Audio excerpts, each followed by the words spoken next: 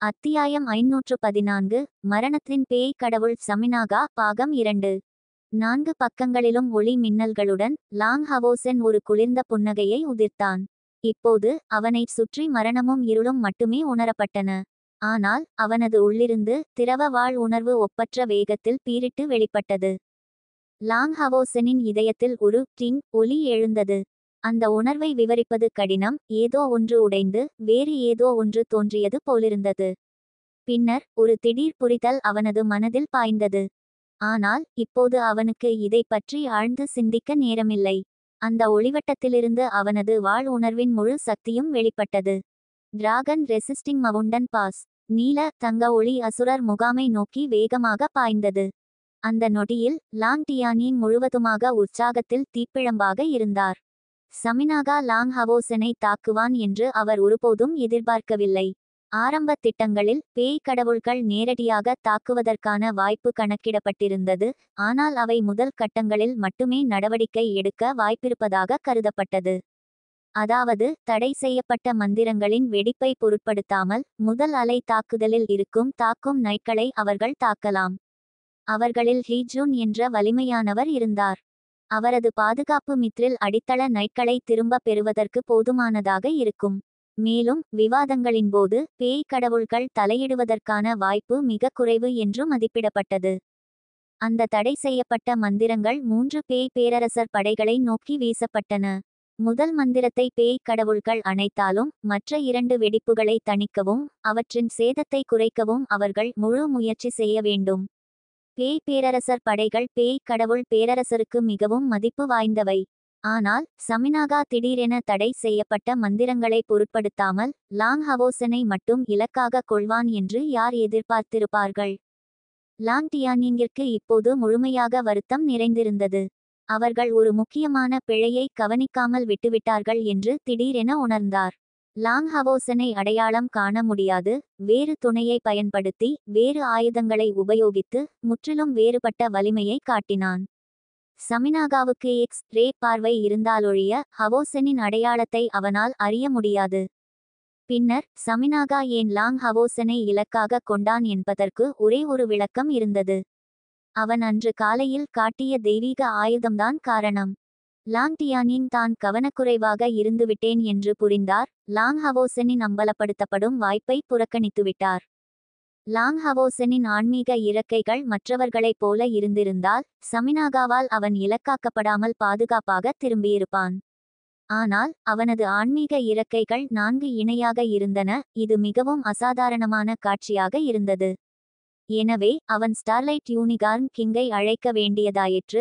இது அன்று 2 பேய் தளபதிகளை கொன்ற வலிமையான நைட்டின் துணை என்று சமினாகா நிச்சயமாக அடையாளம் கண்டிருப்பான். அதனால்தான் சமினாகா அவனை இலக்காக கொண்டான். நிலைமை இப்படியாகிவிட்டதால் வருத்தப்படுவது பயனற்றது. இந்த சூழ்நிலையை அவர்கள் திட்டமிடவில்லை. இப்படி நிகழும் என்று யாரும் எதிர்பார்க்கவில்லை. இப்போது அவரால் செய்ய முடிந்த ஒரே விஷயம் லாங் ஹவோசெனை காப்பாற்ற வேகமாக செல்வது மட்டுமே. டிராகன் ரெசிஸ்டிங் மவுண்டன் பாஸில் மீதமிருந்த நைட் டெம்பிளின் உயர் அதிகாரிகளில் லாங் ஹவோசெனின் முக்கியத்துவத்தை லாங் டியானிங் மட்டுமே அறிந்திருந்தார். மேலும் இவை எல்லாம் ஒருபுறம் இருக்க லாங் ஹவோசென் அவரது பேரன், அதுவும் அவரது ஒரே பேரன். லாங் டியானிங் ஆரம்பத்தில் லாங் ஹவோசெனிடம் பெரும் குற்றவுணர்வு கொண்டிருந்தார். ஆனால் இந்த நொடியில் அவரது பேரன் சமினாகாவால் தாக்கப்பட்டு அவனது ஆளுமையில் முழுமையாக சிக்கிக்கொண்டதைக் கண்டு அவர் எப்படி பதறாமல் இருக்க முடியும்? நீல தங்க ஒளி லாங் டியானிங்கின் பின்னால் தொடர்ந்து பாய்ந்தது. ஒழுங்கு மற்றும் சட்டத்தின் தெய்வீக சிம்மாசனத்தின் பிரகாசம் அவரது முதுகில் இருந்து வெளிப்பட்டது. நீல தங்க ஒளி அவரை தொடர்ந்து ஒரு கவசமாக மாறி அவரை அணிவித்தது. ஒவ்வொரு முறையும் நீல தங்க கவசம் ஒரு அடுக்கு பெறும்போது லாங் டியானிங்கின் தோற்றம் மேலும் கம்பீரமாக மாறியது. அவருக்கு பின்னால் வானம் மேலும் பிரகாசமாக ஒளிர்ந்தது. முழு சக்தியுடன் லாங் டியானிங் எந்த தயக்கமும் காட்டவில்லை. போர்க்களத்தில் வீழ்ந்தாலும் லாங் ஹவோசெனை காப்பாற்றுவதே அவரது ஒரே விருப்பமாக இருந்தது. ஆனால் லாங் டியானிங் மிகவும் நம்பிக்கையுடன் இருக்கவில்லை. இருப்பினும் தூரத்தை குறைத்த பிறகு சமினாகாவின் தாக்குதல் இப்போது மெதுவாகியது. அவர் டிராகன் ரெசிஸ்டிங் மவுண்டன் பாஸிலிருந்து புறப்பட்டபோது சமினாகாவின் மரணத்தின் கை ஏற்கனவே லாங் ஹவோசெனையும் ஸ்டார் கிங்கையும் பிடித்திருந்தது. பஸ் ஒரு விசித்திரமான ஒலியுடன் மரணத்தின் கையிலிருந்து ஒரு அசாதாரண சக்தி திடீரென வெளிப்பட்டது. முதலில் மிகவும் பயமுறுத்திய பெரிய சாம்பல் கைகள் திடீரென கடினமாகின. ஒரு ஆரஞ்சு ஒளி பரவியது. சி பனிக்கட்டி உருகுவது போல மரணத்தின் கையிலிருந்து மாறிய பெரிய சாம்பல் கை உடனடியாக துண்டுகளாக உடைந்து சாம்பல் புகையாக மாறியது. ஒரு பிரகாசமான ஆரஞ்சு ஒளி அந்த புகையை ஊடுருவி வெளிப்பட்டது. ஒரு வியப்பூட்டும் காட்சி தொடர்ந்தது. அமைதியான இரவில் திடீரென ஒரு தங்க ஒளித்தூண் வானத்திலிருந்து இறங்கி லாங் ஹவோசனின் உடலை ஊடுருவியது. ஸ்டார் கிங்கை சவாரி செய்தவாறு அவன் புனிதமாக தோன்றினான். அவன் கையிலிருந்த சூரியன் மற்றும் நிலவு தெய்வீக நத்தை கவசம் 2 மீட்டர் விட்டத்தில் பெரிதாகியிருந்தது.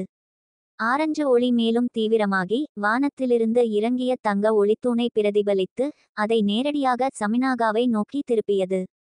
இது சமினாகா அதிர்ச்சியடைந்தான். அவனது மரணத்தின் கை லாங் ஹவோசனை பிடித்தபோது இந்த தங்க அடித்தள நைட் தான் எதிர்பார்த்த அளவு வலிமையாக இல்லை என்று தோன்றியது. ஆனால் விரைவில் மற்றொரு அதிர்ச்சி அவனை தாக்கியது.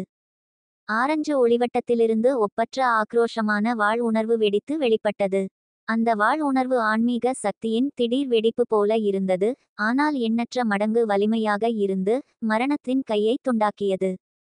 சமினாகாவை ஆச்சரியப்படுத்தியது. மரணத்தின் கை வலிமையான ஆன்மீக சக்தியால் அறுக்கப்படவில்லை, ஆனால் வாழ் உணர்விலிருந்து வெளிப்பட்ட மன உறுதியால் துண்டிக்கப்பட்டது. வேறு வார்த்தைகளில் லாங் ஹவோசனின் பயிற்சி அவனை மரணத்தின் கையை எதிர்க்க வைக்கவில்லை, ஆனால் திடீரென வெடித்த ஆக்ரோஷமான வாழ் உணர்வு சமினாகாவின் கட்டுப்பாட்டை அறுத்து அவனது தாக்குதலை அழித்தது. பிரதிபலிக்கப்பட்ட தங்க ஒளித்தூண் எல்லையற்ற புனித சக்தியால் நிரம்பியிருந்தது. தங்க ஒளித்தூண் சமினாகாவின் சாம்பல் ஆளுமையை ஒளிரச் செய்ய ஒரு உற்சாகமான மற்றும் தெளிவான இசை கேட்டது. சாம்பல் புகை தங்க ஒளித்தூணுடன் தொடர்பு கொள்ளும்போது மின்னல் வேகத்தில் உருகியது. தங்க ஒளித்தூணின் தாக்குதலை எதிர்க்க முடியவில்லை. லாங் ஹவோசன் இப்போது சமினாகாவின் ஆளுமையில் இருந்தான். ஒரு ஆளுமையில் முழு கட்டுப்பாடும் மற்றும் உறுப்பு சக்தியின் அளவும் அதன் கட்டுப்பாட்டில் இருக்கும், ஆனால் அவன் சிறிதும் பாதிக்கப்படவில்லை. இது ஒரே ஒரு விஷயத்தை நிரூபிக்கிறது: லாங் ஹவோசனின் ஒளி உறுப்பின் தூய்மை சமினாகாவின் மரண இருள் உறுப்பின் தூய்மையை மிஞ்சியது. 4வது தரவரிசை பேய் கடவுளாக இருந்த சமினாகா எப்படி அதிர்ச்சியடையாமல் இருக்க முடியும்? ஆனால் அதிர்ச்சியில் இருப்பது அவன் தாக்குதலை நிறுத்துவான் என்று அர்த்தமல்ல. மாறாக, லாங் ஹவோசனின் வலிமையான எதிர்ப்பு அவனது போராட்ட உணர்வை தூண்டியது. அந்த தங்க ஒளித்தூணை எதிர்கொண்டு சமினாகாவின் கண்கள் மிகவும் குளிர்ச்சியாக மாறின. வலது கையை உயர்த்தி மெதுவாக தாக்கினான். அவனது மெதுவான அசைவுகள் பிரதிபலிக்கப்பட்ட ஒளியுடன் ஒப்பிட முடியாதவை. சமினாகாவின் முஷ்டி இறுதியாக இறங்கி வந்த ஒளித்தூணுடன் மோதியது, சிறிதும் விலகாமல். ஒரு எல்லையற்ற சாம்பல் சுழல் தங்க ஒளித்தூணுடன் மோதியது.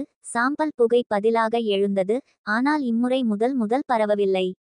ஒரு கோரமான கூச்சல் இனிமையான ஒலிகளுக்கு மத்தியில் பரவியது.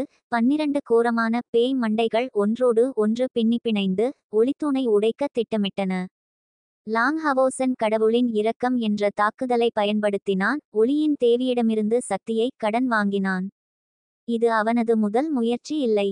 இது ஒளியின் தேவியின் ஆரியாவின் சக்தியை விட பலவீனமாக இருந்தது, ஆனால் இதில் உள்ள ஆன்மீக சக்தியின் தூய்மை மிகவும் அதிகமாக இருந்தது. ஆனால் இறுதியில் அவனது எதிரி மிகவும் வலிமையானவன்.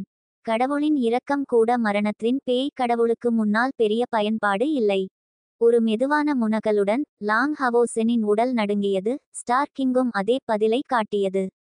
இது ஒரு எளிய தாக்குதல் போலத் தோன்றினாலும் லாங் ஹவோசன் ஏற்கனவே தனது முழு சக்தியையும் வெளிப்படுத்தியிருந்தான். 9வது படியை எட்டிய மரணத்தின் கை தாக்குதலை எதிர்த்து மேலும் ஒரு எதிர்த்தாக்குதலை தொடங்குவது அவனால் செய்யக்கூடிய அதிகபட்சமாக இருந்தது. வலிமையின் வித்தியாசம் மிகவும் பெரியதாக இருந்தது. மிக பெரிய வாழ் உணர்வு இருந்தாலும் போதுமான ஆன்மீக சக்தியின் ஆதரவு இல்லாமல் அதன் முழு பிரகாசத்தையும் காட்ட முடியவில்லை. சமினாகா லாங் ஹவோசனை அழிக்க தனது முழு சக்தியையும் பயன்படுத்தவில்லை. அங்கு விரைந்து சென்ற லாங் டியானின் இதை தெளிவாக கவனித்தார். இது ஒரு எளிய தாக்குதல் பரிமாற்றமாக இருந்தாலும் அவரது தற்போதைய வலிமை நிலையில் லாங் ஹவோசனின் உண்மையான பயிற்சியை இதன் மூலம் உணராமல் இருக்க முடியுமா?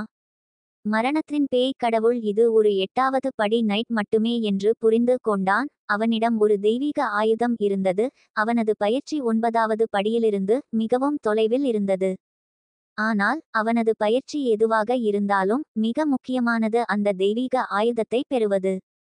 சமினாகா இன்னும் தனது முழு சக்தியை பயன்படுத்தாததற்கு காரணம் சூரியன் மற்றும் நிலவு தெய்வீக நத்தை கவசம் இன்னும் அதன் சக்தியை வெளிப்படுத்தவில்லை. எனவே அவன் எச்சரிக்கையாக இருக்க வேண்டியிருந்தது. பகலில் வெளிப்பட்ட 7 வண்ண ஒளி அவனை உண்மையில் பயமுறுத்தியது. இந்த ஒளியின் வலிமை எந்த அளவுக்கு உள்ளது என்பதை முதலில் உறுதிப்படுத்த வேண்டியிருந்தது. தங்க ஒளியை உடைத்த பிறகு அந்த சாம்பல் சுழல் பயங்கரமான வேகத்தில் அளவில் பெரிதாகி லாங் ஹவோசெனின் முழு உடலையும் அதன் செல்வாக்கு வட்டத்தில் மூழ்கடித்தது. ஸ்டார் கிங்கும் அதனுடன் சேர்ந்து விழுங்கப்பட்டது. மரணச் சுழற்சி சமினாகாவின் இறுதி நுட்பமாக இருந்தது.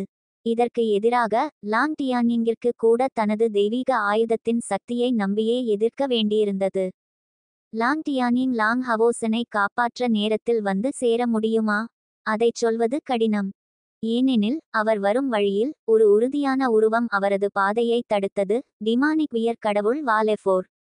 வாலெஃபோர் சமினாகாவின் பதவியை விரும்பினாலும் ஒரு பேய் கடவுளாக அவன் ஒட்டுமொத்தமாக நிதானமாக இருந்தான். முதல் தடை செய்யப்பட்ட மந்திரத்தை தீர்த்த பிறகு மற்ற 5 பேய் கடவுள்களை மற்ற 2 தடை செய்யப்பட்ட மந்திரங்களின் சக்தியை குறைக்கவும் பேய் பேரரசர் படையினரை காப்பாற்றவும் அனுப்பினான் மற்றும் அவனே சமினாகாவை கடந்து பறந்து லாங் டியானிங்கின் பாதையை தடுத்தான்.